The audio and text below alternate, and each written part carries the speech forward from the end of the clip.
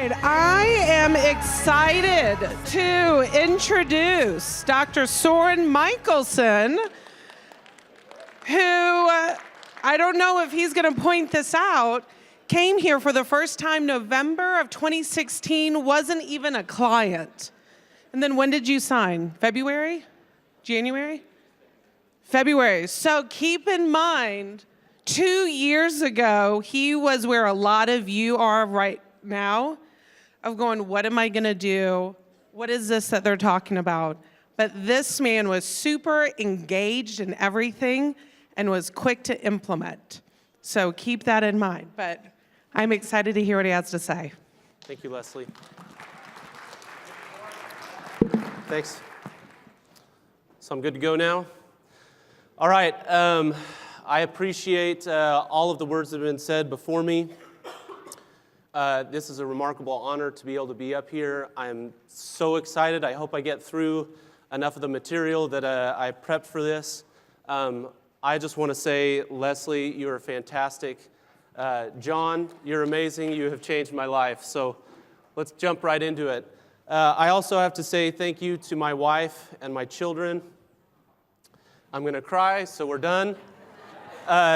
This is my my general manager and our marketing manager and training manager and their families, and I love them both to death. This is a few of the people in my team. When I started with Chrisad, we had 12 employees, and now we have 35 or more. And so it's hard to even get all of us together to have some fun, but they have very much brought me to where I am today. And then, like I said, these two, they can really change your life. So a quick little shout out to these phenomenal Chrisad examples. These are some of the heavy hitters in the Chrisad world. If you don't have a chance or haven't had a chance to meet with or discuss anything with these guys, you really need to eventually do that. And a special note, Declan, I hope he's not offended by this, but I happened to sit down with Declan and Dr. Lewis at lunch my first day, and I didn't know who I was sitting with. I had no idea what I was getting into, but then I started hearing some of the discussions, and I realized I was very lucky to sit next to a couple of these incredibly successful practice owners, and I thought to myself, if Declan can do it, anybody can. So I applaud Declan wherever you are behind the shiny lights, and I almost named, my wife was 6 weeks pregnant when we were here the first time, and we almost named our son Declan. So that's that. Okay, so I graduated in 2012, went into a partnership, bought out my partners in 2014. I had 4 chairs in an old office in a small town, and I wanted to grow. And I saw a Walmart shopping center development being built about a mile down the street, started looking around, figuring out if there was an opportunity to move my office into this prime location. And I had to do that because if I didn't do it, somebody else was going to. And so I brought on these two guys. Those are 2 of my brothers-in-law.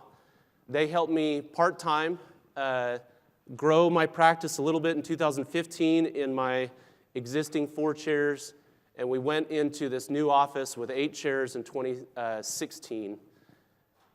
They worked 1 day a week there. I worked 11 days a week there, and we had some success, but it was a challenge.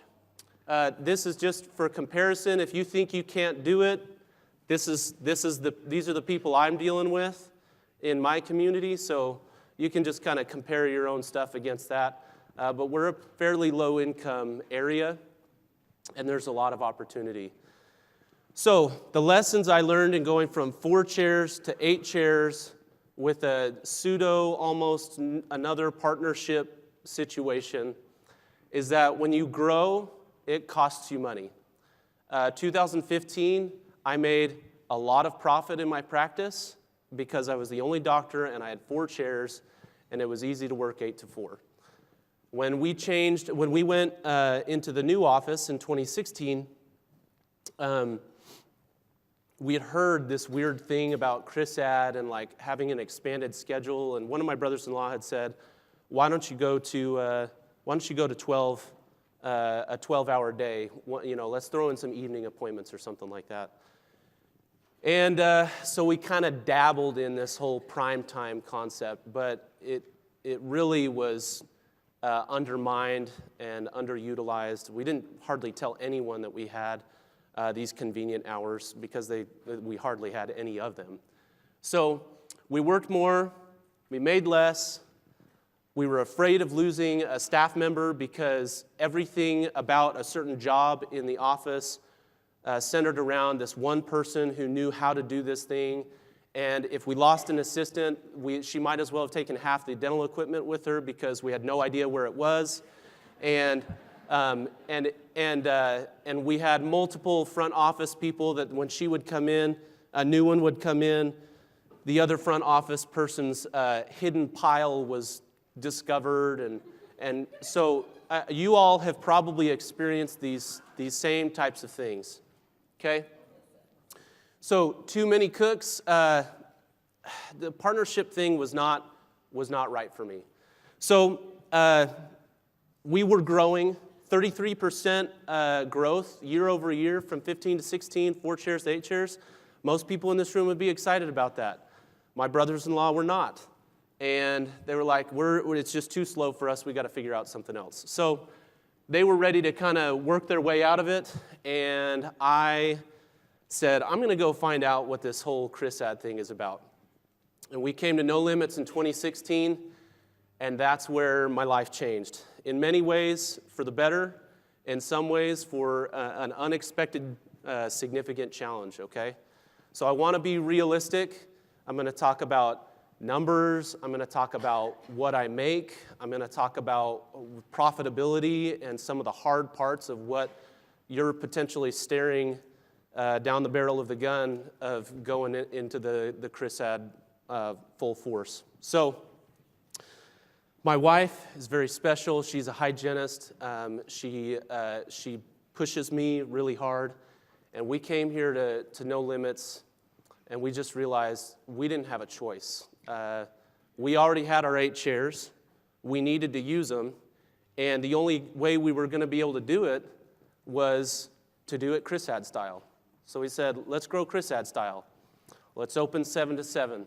Let's open on Saturdays. Let's bring in a manager who can be there all the time. Let's get more team. Let's get more hygienists. Let's do everything that we're supposed to do. And for me, the first thing that came to my mind was income protection, because I was a solo doctor practice essentially up to this point, and Dr. Bickling mentioned he was in a bad accident, injured himself, was out of work or couldn't work clinically. I didn't want to have this whole situation of my dental practice and my livelihood and my family's livelihood contingent upon me being able to keep my hands perfectly healthy and happy and my back and my neck. And I also was exceeding what my disability policy would cover in my personal income. And so I was like, I've got to figure out other ways to ensure that if something happens to me, my family's taken care of, and even my staff. So we needed more than one dentist. Like I said, I figured, heck, if Declan can do it, anyone can. And a lot of people in 2016, there was a lot of talk about, when people were up on stage, they're talking about service to the community. Yeah, that was kind of like, oh, that sounds good. Someone said, don't wait until you retire at 55. I want to be filthy rich. I want to be the rich dentist that retires at 55 and then go do dental missions all over the world. You can start now with it. And we bought into that. And I think we're one of the few Chrisad clients who actually have started and maintained $0 cleanings for patients who don't have insurance. So I'll touch on that in this discussion as well. Okay, if I were to summarize the recipe for Chrisad, it's these things. Capacity is everything. Add more primetime hygiene capacity all the time. All the time. Just forget what your brain is telling you, turn it off and listen to John, and this is what he says. Effective phone calls. If you don't have people answering the phone right, then your patients are not being given the information that they want to hear and that will allow them to become your patients and to earn their trust, et cetera, et cetera.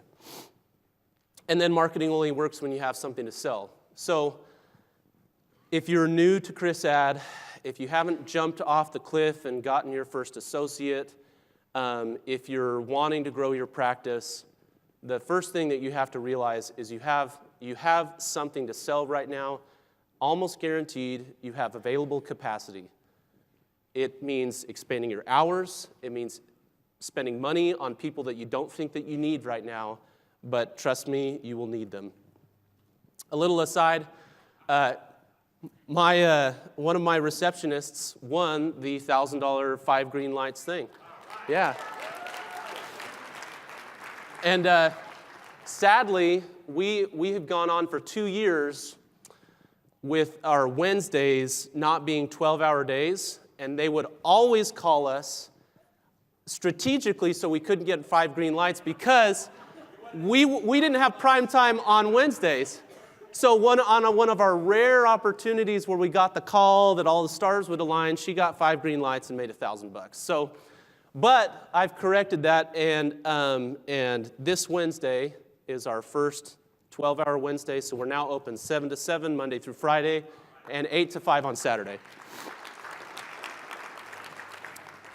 Okay, so the rest of my presentation is dedicated to the good, the bad, and the ugly side of growing.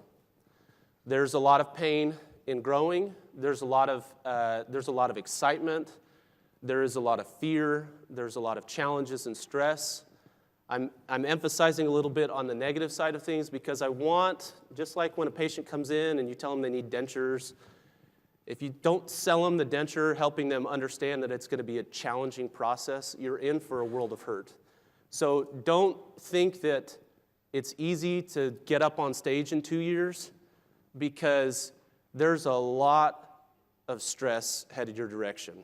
And it's not necessarily for everyone out there. And I'm not trying to unsell you from doing this, but just be ready to be extremely committed. I think the biggest rule of leadership that I would say that I've learned is that you can't flinch. When things get tough and you don't know what to do next, you can't ever let your team see you sweat. You go home and you break down and you stress out and you call your rep and your therapist, and sometimes they're the same person, and you figure it out. Okay, so first thing, tons of hygiene. Let's show a really cool graph, okay? This goes without saying. If you have 4 chairs right now and you don't have a place to move into 8 chairs, double your effective chairs by doubling your hours. Most of you guys with 4 chairs in here can double your hours, and you can add capacity to effectively 8 operatories, okay? And if you don't want to do it by paying an associate to do it, then you just got to work a lot more. And that's what I did. I worked a lot more. I had several months where I worked 48 hours a week clinically. It just takes some dedication and commitment to be able to build it up to hand it off to an associate. But the explosion really happened with Chrisad on our hygiene visits. If you notice, right at the end of 2016, we jumped from, it's hard to really hold this laser still, but right in there, we jumped from November to December, we jumped up like 70 hygiene visits or something crazy, 50, I don't know what it is. But we changed no marketing dollars. We hadn't even become a Chrisad client. We walked out of no limits in November of 2016, and the next month, we did free cleanings for every patient who didn't have dental insurance. If somebody brought a family member into the office for a root canal or sedation or whatever it is, and they're sitting in the waiting room, we said, come back into our chair, we're going to clean your teeth for free. Even if they said, I just had my teeth cleaned 3 months ago at another office. That's okay. We're ready. We're going to clean your teeth just as a service to you. We cleaned everybody's teeth that we could, okay? Because we like clean teeth in the community, but we had hygienists sitting there doing nothing anyway. So why not give us a chance to get an x-ray, do an exam, diagnose some dentistry, raise some awareness, and get them concerned, okay? So here are the numbers. 12 months prior to Chrisad, we saw 156 hygiene patients a month. The next year, the following 12 months, the first 12 months of Chrisad, we were at 331 per month. Last year, we were at 531 per month. And in January, we set a record. We saw 644 hygiene patients in that month. And last month, in one fewer day, in February, we just finished at 656. Thank you. So getting there is a struggle, and that's what I'm going to try and figure out how to convey in the limited amount of time that I have, where and how we were able to do that. Okay, here's the bad side. Bad side is it gets chaotic. Okay, when you double the number of hygiene patients you see within a 3-month time span, you very likely don't have a system that's built to accommodate that. Even pre-building that system with this lovely panel of people that was standing up here a few minutes ago, it's hard to actually be able to afford or to understand or to implement anything about seeing 60 patients in a day when you've never seen 40 patients in a day. So it gets chaotic. The first day that we saw 45 patients, I thought every staff member that worked for me was going to quit. It was scary, okay? I just I put on my game face, made it through it. Last week we saw 71 patients in one day. And it wasn't 71 hygiene visits, but we have had 42 hygiene visits in one day. Same experience. But now when we go back to 45, we're like, oh my gosh, this sucks. This is so slow. This is so boring. So the things that worked with 45 and with 50 and 55 and 60 patients don't work when you're seeing 65 and 70 and 80 and 90 and 100, okay? So it's a lot of learning how to manage it in game time and changing. We said this in every staff meeting for the last 2 years. The one constant in this practice is change. And you'll see that there is a pile of bodies of people who were not able to keep up with that, okay? And you understand me. Okay. All right. So you gotta be the calm in the storm. You can't flinch. You have to be optimistic and positive, and you control the panic. That's sometimes what it is. Hygienists and staff, they weren't compensated properly, and we didn't implement per patient hygiene pay until basically middle of December last year. We cleaned house, we got rid of all of our hygienists. This sounds kind of like I'm marginalizing them, but we had struggled and struggled and struggled to help the hygienists and us align our vision with each other.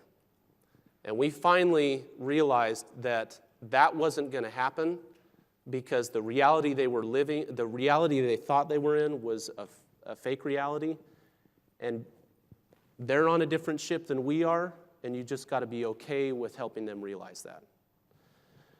So the other thing, Leslie, she came in one time and she said, hey, your Saturdays suck.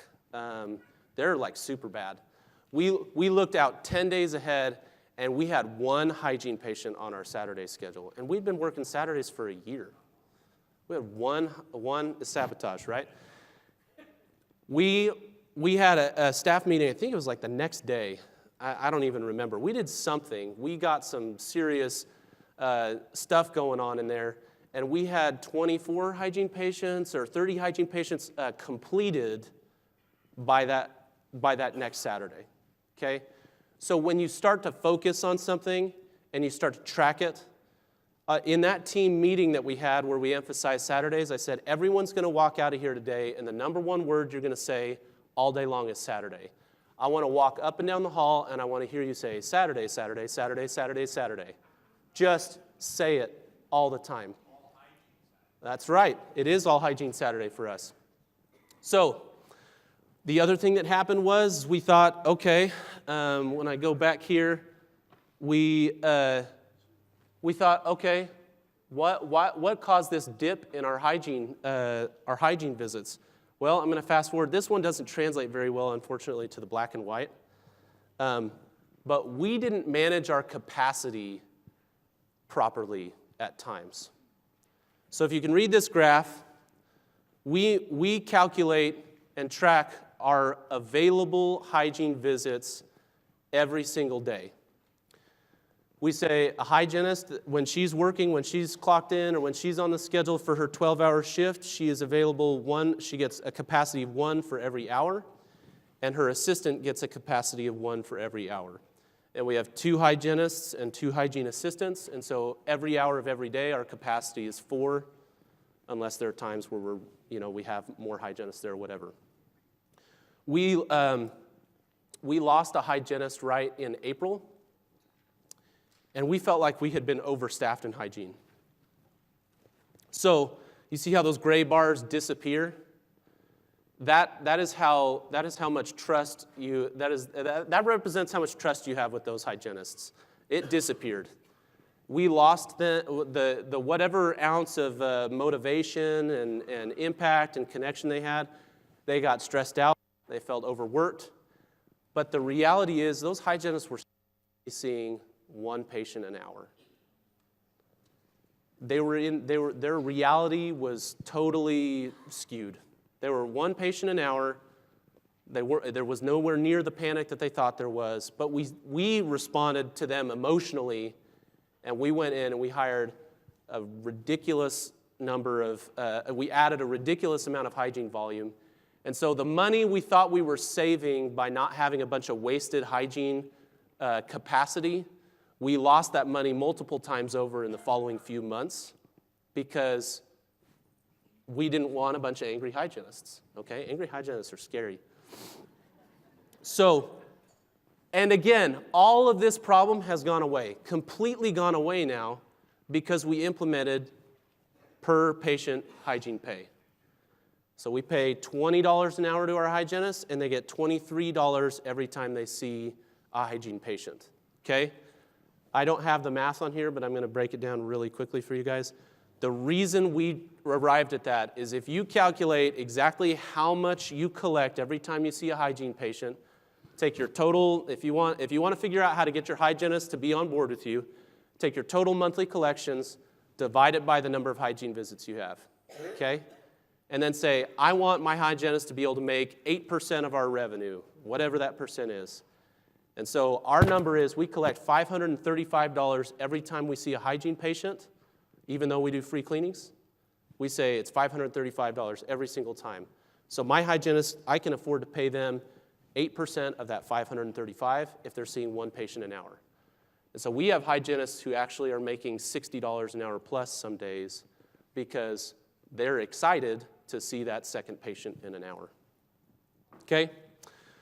So $0 hygiene for patients with and without insurance. That is something that may not work for everybody. You can come and find me afterwards. I'll tell you all the details about it. Track your capacity. Don't let the hygienist scare you. Make sure that you are properly compensating them, and they will be your biggest advocates, okay? We now fight for chairs with our hygienists on the doctor's side because they want to see so many patients, okay? It's almost kind of crazy. Ghost booking. I don't have time to go into that, but ask your rep about what ghost booking is. 1 in 10 patients that you schedule who don't even have an appointment, if you just put them in the schedule, they'll show up. Okay. Okay, and that right there, if you figure out what your capacity is, if you say, I want to collect X number of dollars next month, then you can reverse engineer exactly how many hygiene visits you have to have available. That's all you have to do. because then you can see, then you know how many you have to fill, and then you know how much revenue you're going to have. Okay? So do the math. It works. Okay, we had tons of hygiene, tons of new patients. Okay? We trailed off for the second half of the year in our new patient flow, but if you look at our exam graph continued to go up. We did a better job of retaining patients, and one of the reasons why I believe that our new patient numbers dropped, one is we actually shifted some money to digital marketing, so sorry, but John is right about that yet again. Right. And the other thing that we did is we had, again, I'm going back to these hygienists, so they were feeling overworked. They thought they were doing all this crazy stuff. They were going to the front desk and saying, you can't put a patient here, you can't put a patient here, you can't put a patient here. And so what I thought we had available to see a patient, the front desk said, oh no, I'm not going to deal with her. She's going to kill me if I do that. So now, with no change in marketing dollars for the last 2 months, we're back over 200 new patients a month because our hygienists are excited to see patients, and the front desk says, oh yeah, we'll get you in right now. Okay, the numbers will triple in 2 years. I don't know if you guys paid attention to those Chrisad flyers that kept going out, but kept saying I was doing this in 3 years. We did this in 2 years, okay? All right, so I'm going to emphasize that a few more times. Okay, so you get patients in the door. There's still chaos. There's still systems that don't work because all of a sudden you're seeing way more patients than you were used to. You have to do real-time insurance verification. Don't transactionalize the patient. Refer to Justin's expertise there. And also, along with not tracking our treatment plan acceptance, wasted us a lot of money.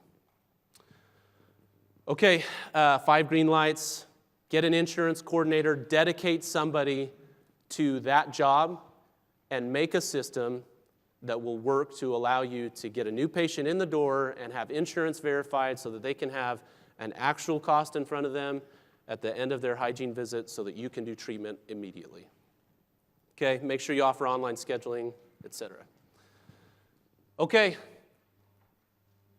exams and associates. These next couple are trickier ones. I told you that the exam numbers kept going up, even though our new patient numbers were going down. Exams is really what you're after. You're after an opportunity to diagnose the patient with necessary dentistry and to help preempt those things that would cause emergencies, pain, fear of the dentist, all those bad reviews that somehow become our fault.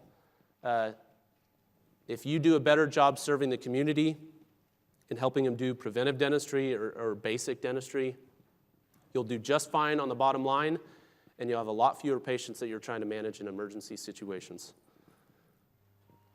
Okay, again, tripled in 2 years, and you can't do it without associates.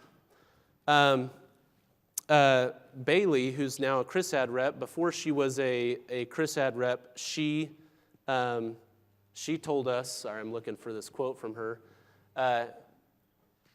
She told us, you need to try and hire 3 associates. This was like 2 months after we had come to No Limits. And I had effectively my full-time schedule and a half-doctor schedule. And she said, you need 3 associates right now. It's like, you are crazy. And you're going to have to guarantee them $10,000 a month or $12,000 a month in income. And you'll probably have to give them a signing bonus, da-da-da-da-da-da. So we looked and looked and looked and looked and looked, and we hired our first full-time associate in July, and our second full-time associate started in August. And that was stressful, and it was expensive because I was shelling out money, but I was building something that I wouldn't otherwise have been able to build without making that investment. So, and this also hasn't happened yet, to be perfectly honest. That will eventually maybe happen. I don't know. Does it happen, Declan? No? Oh, okay. All right. That's fine. Independence for the owner? Yeah. Okay. So you have to manage associates. Some associates need a little more help than others, okay? Helping them understand how to talk to patients. Every time, one of my treatment coordinators said this in one of our trainings recently.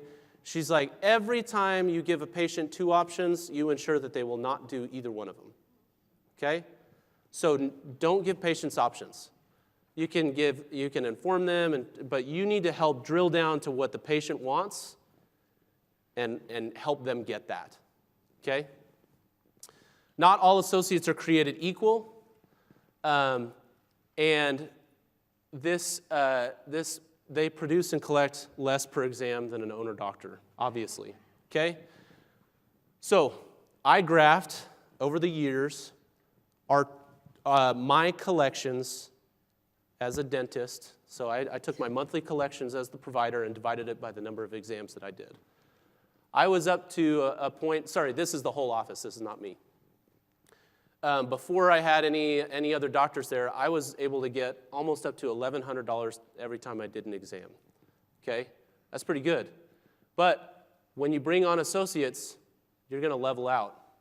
You're gonna see kind of, and we wanna try and help the associates push that higher, but there is a ceiling there as well. You're not trying to squeeze every dollar you can out of everyone. Some associates out there probably can do up in this range and not make patients feel like they're getting a bunch of treatment pushed on them. But understanding that the trust issue, again, listen to Dr. Bickling. This is that was a really, really good presentation on that. Okay? Watch your associates do exams.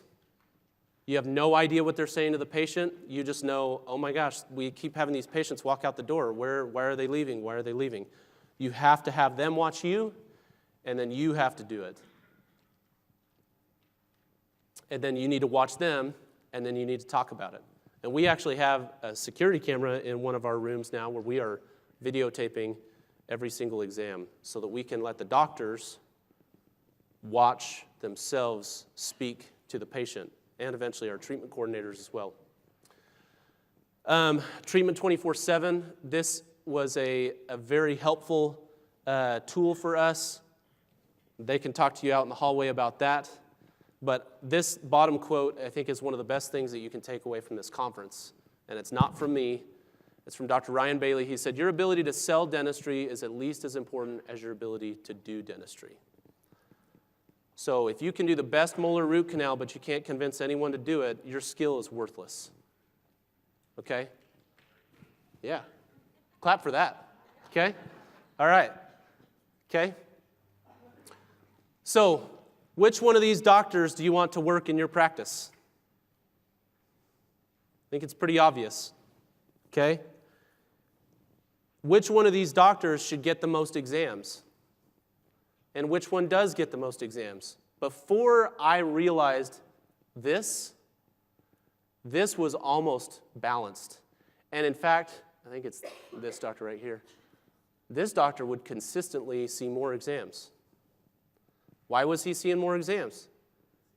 He was doing nothing. He was just sitting there. The hygienists are like, we're waiting on an exam. I got to get this doctor who does nothing to come in and tell someone they need nothing and tell them that they just need to go away. Okay? All right? So, this is one of the few times where I kind of just laid down the law. I said, look, doctors, we have a major disparity in what happens when you walk in a room and when you walk in a room and when I walk in the room. I'm going to do most of the exams now because I can't yet, I don't have the time to be able to train you yet. We're working on creating that time. But I'm going to do the exams and I'm going to shovel all the treatment I can your direction. You just be ready. You just be ready. Sit there, have your drill spinning, a patient will drop in front of you, and you just go. Okay? So, it's not about fairness in the exam volume. You have to make sure when you're struggling with a margin that declines when you're trying to grow, you have to make sure that you're maintaining profitability and you're providing excellent care to your patients. All of these doctors do fantastic care, but they don't sell their fantastic care as well as others, okay? All right. Now, this is the kicker.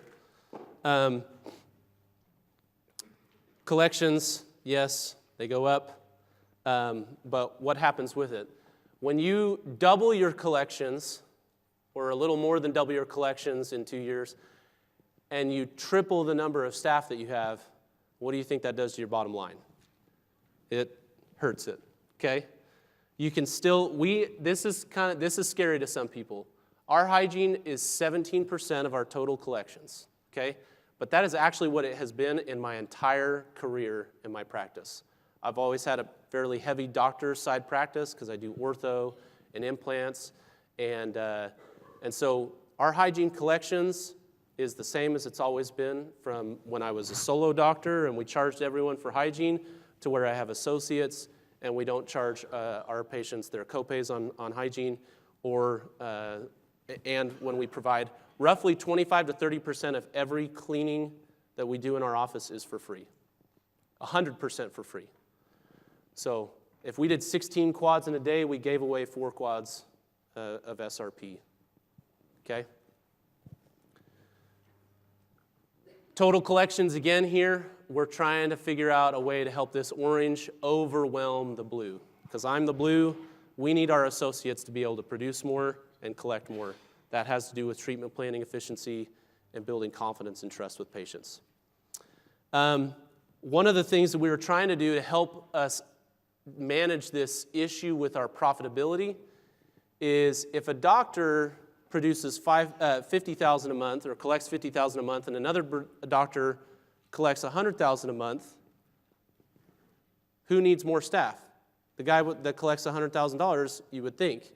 But the problem is in a Chrisad office, much of what your people are doing is not really related so much to the doctor production. And so we thought, oh, okay, well, we're gonna go in and we're gonna take our associates who, we're gonna make our schedule static. We used to have revolving schedules, so sometimes we'd have 2 high-producing doctors there one day. Sometimes we'd have one of the higher-producing doctors and one of the lower-producing doctors. And we figured, man, we can't manage our overhead very well this way. Well, what we're finding now that we've established this static schedule is the front desk is putting patients in the schedule the same way no matter who the doctor is, which is great. That's what we want. The issue we have now is that it's not that the doctor's schedule necessarily needs to be static. It's that all of the doctors need to be more like each other. Because you can't really change how you staff for an individual provider. Okay? Maybe if you had one of them in one office. Okay, so our profit. This is what has happened to our profit. You can come and ask me about what that means in terms of like what I would consider costs and all those types of things. But the reality is apples to apples. My accounting is done the exact same way from before I started with Chrisad and now that I'm after Chrisad. That is what has happened to our profit. But this is a very correctable situation. Raise your associates' productivity by helping them do same-day dentistry. Okay? It's ugly, right? That's kind of the scarier part of this whole situation. But again, John told you so, right here in an email. Read his emails. They actually, read them, okay? They're easier to follow than sometimes when he's up here on stage, okay? So read them because that's your free coaching you send these out weekly, right? I love these things. Yeah, these are great. Okay, there you go. The only way out is all in. Okay, when I saw what was happening with our profitability, I hit the panic button. I think I had 3 or 4 Chrisad reps on the phone with me within 20 minutes. And then Bailey at that point was still coaching with Dr. Schott. And I was like, what do we do? And she said, the only way you dig out of this hole is you just get deeper into it. I was like, okay, sounds good. All right? So that's, sometimes you have to throw caution to the wind. And that's a scary thing. And all the guys or girls that are in here, the women and men who are in here considering, am I going to do this with my practice? You're thinking, where is this money going to come from? And that's a conversation, you can have with a lot of these doctors in here who have gone through this type of expensive and costly growth. But it is worth it. It is worth it. Okay? Again, be careful. You've got to set your budgets, but you also have to realize if you compensate people the right way, they correct your budget issues because they're motivated and they're on the same boat, rowing the same direction as you are. Okay, so this is just to show you the orange is when we had profit when it's on top of the blue line, and the orange is when we had losses when it's under the blue line. And the blue lines are expenses, okay? And that's a lot of revenue.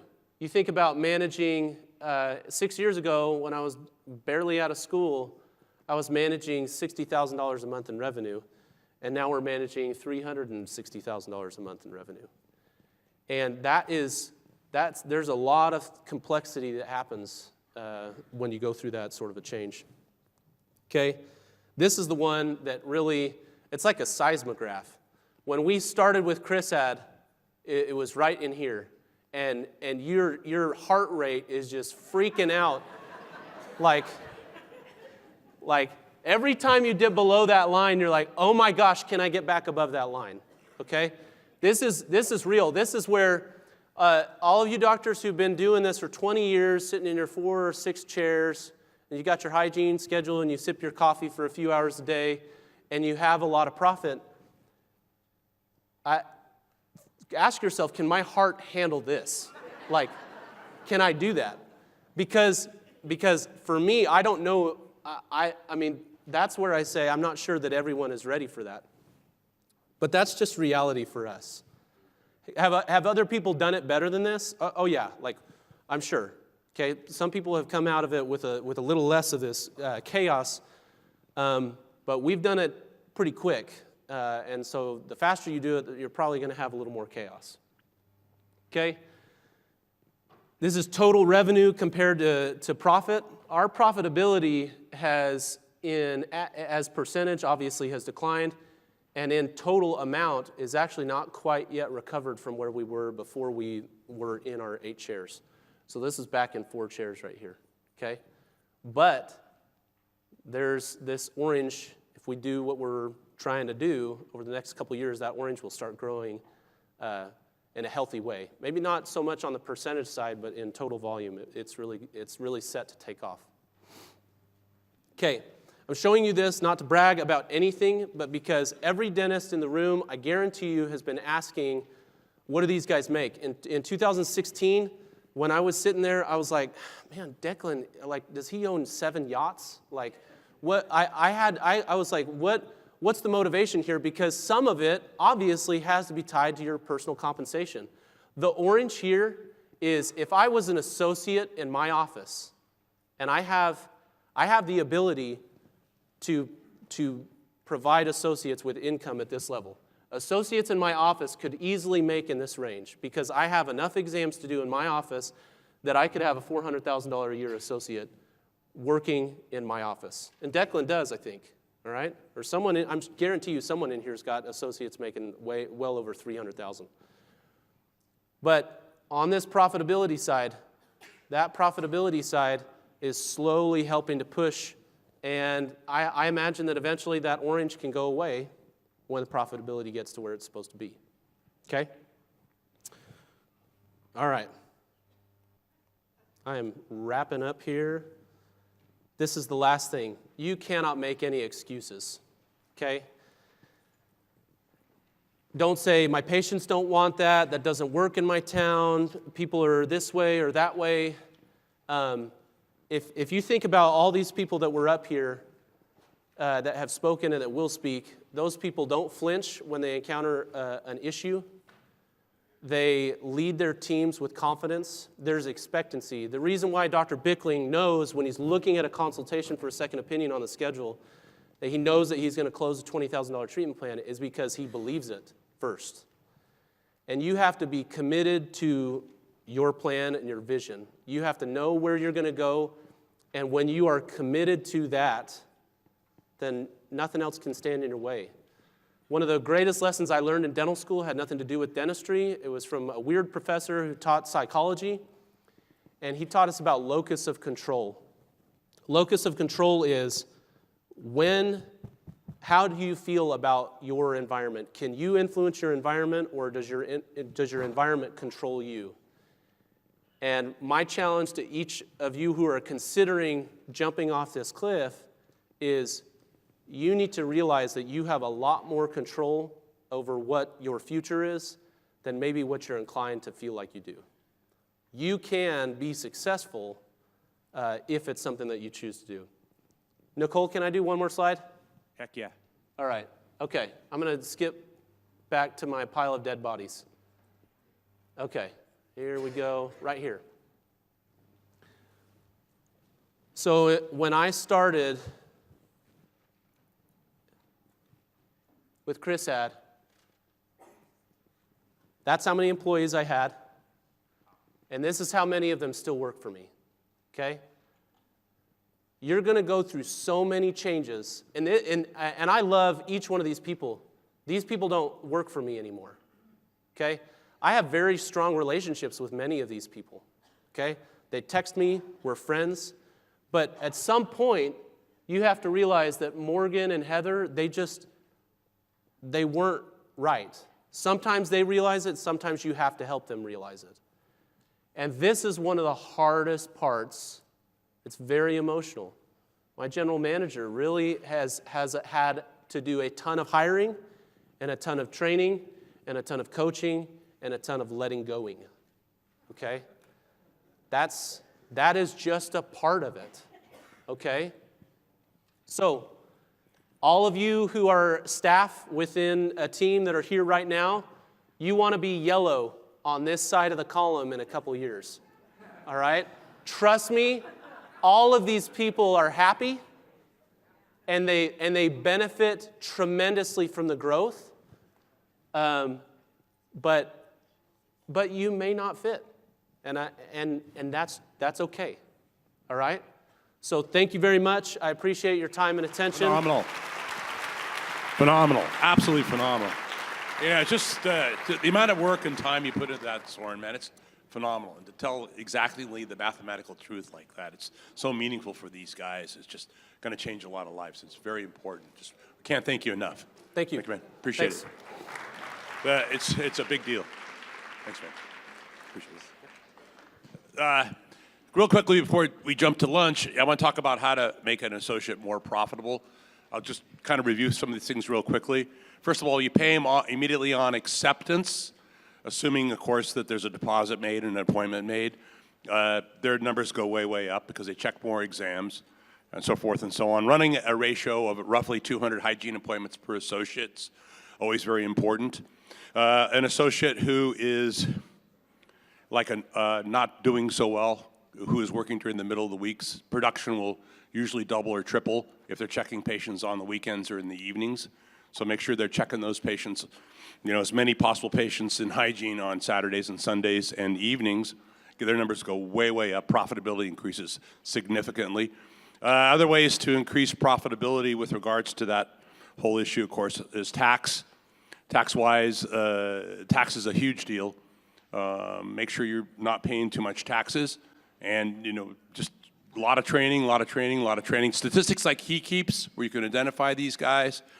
If you got more than one associates, like a lot of you guys have, just make sure everybody knows how their ball game's doing on a daily basis and compare them with one another, so they'll have an effort to push a little harder, but constant mentoring. Can anyone think of anything else that we talked about? I can't remember anything. Justin, do you have any other thoughts on how to increase an associate's production? Yeah.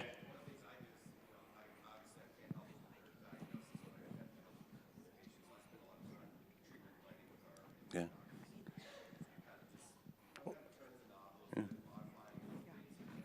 I mean, these guys have, what do you have, like 10 or 15 treatment coordinators? 23 treatment coordinators. You know, that's a big deal. You know, we don't have that ton of data on it, but he grew a whole lot this last year, and I don't think the treatment coordinator things is all that small of a portion of it. So, all right.